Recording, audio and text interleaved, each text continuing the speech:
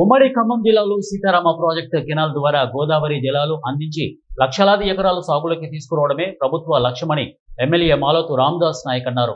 ఖమ్మం జిల్లా ఏనుకూరు మండలం తిమ్మరావుపేట గ్రామ సమీపంలో ఎన్ఎస్పి కెనాల్ ఎస్కేప్ కులాల నుంచి ఎమ్మెల్యే మాలోతు రామదాస్ నాయక్ వైరా రిజర్వాయర్లోకి సాగునీరుని విడుదల చేశారు.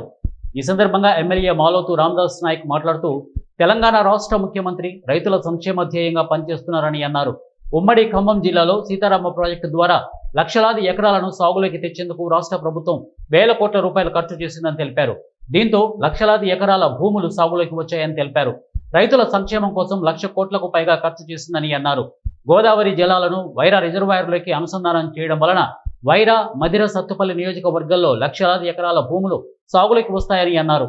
ఈ కార్యక్రమంలో గిడ్డంగుల సంస్థ చైర్మన్ రాయల నాగేశ్వరరావు, జిల్లా కాంగ్రెస్ పార్టీ అధ్యక్షులు పువ్వాల దుర్గాప్రసాద్, కాంగ్రెస్ పార్టీ నాయకులు, ఇక టీపీసీసీ కార్యదర్శి నూతి సత్యనారాయణ, సేలం వెంకట నర్సిరెడ్డి, సెట్టిపల్లి తదితరులు ఈ కార్యక్రమంలో పాల్గొన్నారు.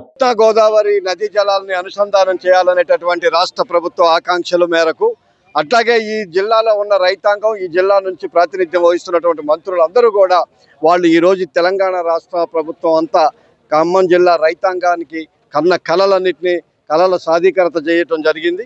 ముఖ్యంగా ఈ జలాలను తీసుకురావడానికి మరి మన ఎమ్మెల్యే రామదాస్ నాయక్ గారు అభ్యర్థన మేరకు మరి తొలిసారి అసెంబ్లీలో మాట్లాడినప్పుడు ఇదే అంశం పైన చర్చించడం వలన ఆ తర్వాత దీని మీద సుదీర్ఘకాలంగా ఉన్నటువంటి తుమ్మల నాగేశ్వరరావు గారి పర్యవేక్షణ, ఆయన ఆధ్వర్యంలో, అట్లాగే బట్టి విక్రమార్క గారు ఈ ప్రాంతానికి సంబంధించినటువంటి ఆర్థిక శాఖ మంత్రిగా ఉండటం వల్లనే ఆర్థిక పరంగా కూడా ఎన్ని ఇబ్బందులున్నా ఈ రాష్ట్ర ప్రభుత్వం ద్వారా మరి అవన్నింటినీ కూడా అధిగమించి 100 కోట్ల రూపాయలు ఒకేసారి దీనికి శాంక్షన్ ఇచ్చి కేబినెట్ అందరూ కూడా మరి వీళ్ళందరూ కూడా ఆమోదించి ఈ నీటిని తీసుకురావడానికి సహకరించినందుకు వాళ్ళందరికీ కూడా వైరా వాసిగా, వైరా తేలేనోళ్ళు 10 సంవత్సరాల అధికారంలో ఉండి తేనోళ్ళు, చేతగానోళ్ళు, ఇవ్వనోళ్ళు, సహకరించినోళ్ళు ఈ నీళ్లు వైరాకు పోవు, ఈ నీళ్లు వెనుకూరుకు ఉపయోగపడవు, జునుపాడకు అసలే రావు, తీసుకొని కిందికి తీసుకొని పోతారు, ఈ మళ్ళీ ఆంధ్రాకి ఇచ్చే కార్యక్రమం ఇది అని రకరకాల మాటలు చెప్పి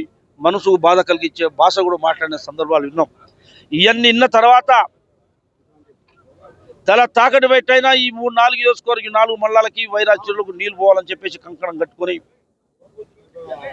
ఆ నీళ్ళని నిన్న గోదావరి నీళ్లు జులుపాడు దాకా